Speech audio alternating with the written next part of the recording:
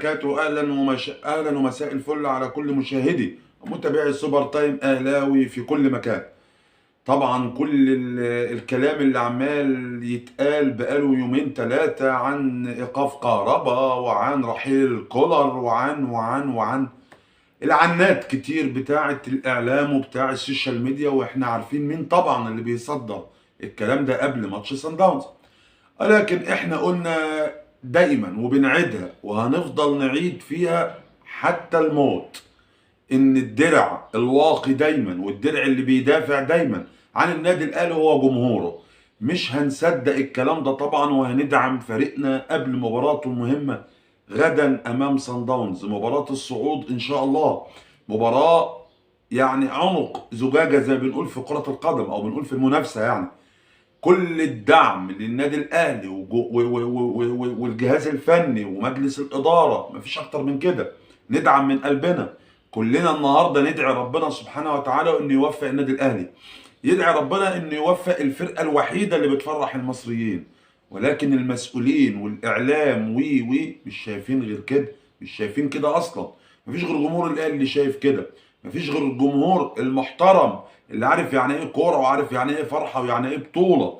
مفيش حد شايف كده غير جمهور الاهلي. زي ما احنا بنقول كل التوفيق للعيبه، وزي ما اتكلمنا في الحلقه اللي فاتت ان شاء الله وباذن الله يكون كل اللعيبه بكره حاضره ذهنيا، حاضره فنيا، حاضره بدنيا، ويكون مارسيل كولر يبدع ويطلع كل الفكر الفني اللي عنده اللي ينفع مع لعيبه الاهلي او طريقه لعب لعيبه الاهلي ان شاء الله بكره. ان شاء الله باذن الله باذن الله. دايما الاهلي معودنا انه بيفرحنا في المباراه المهمه او المباراه الكبيره او المباراه الحاسمه. ده قدرنا، ده قدر الاهلي دائما او قدر جمهوره، او يعني معلش ان احنا حطينا نفسنا اننا لازم نفوز غدا او نتعادل على الاقل على الاقل. ولكن باذن الله سيفوز النادي الاهلي. الملعب اللي هيلعب عليه الاهلي طبعا ملعب كويس، احسن من الملعب بتاعهم اللي في بريتوريا. ملعب اتلعب عليه مباريات كأس العالم 2010 اللي اقيمت في جنوب افريقيا.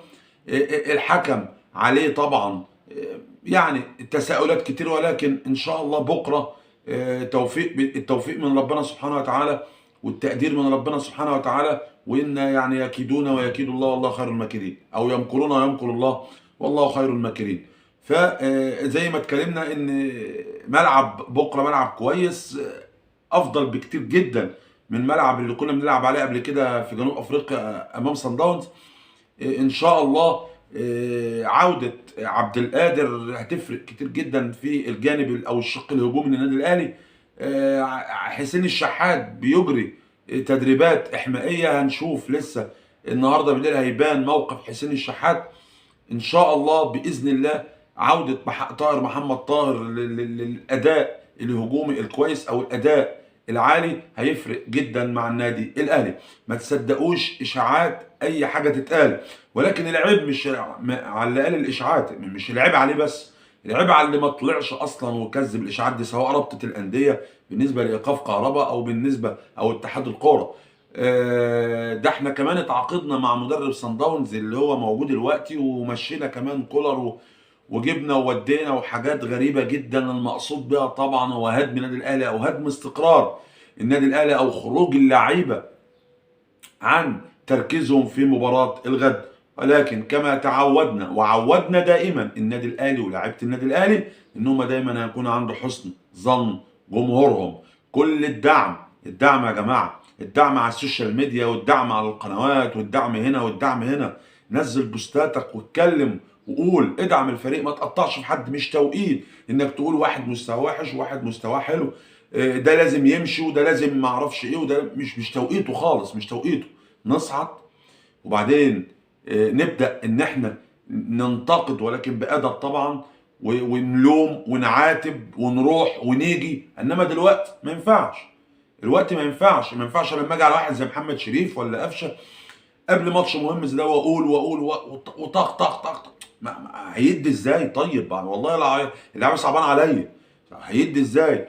مش تطبيل ولا تهليل، لان هو ده جمهور الاهلي، واللي مش عاجبه ما يتفرجش.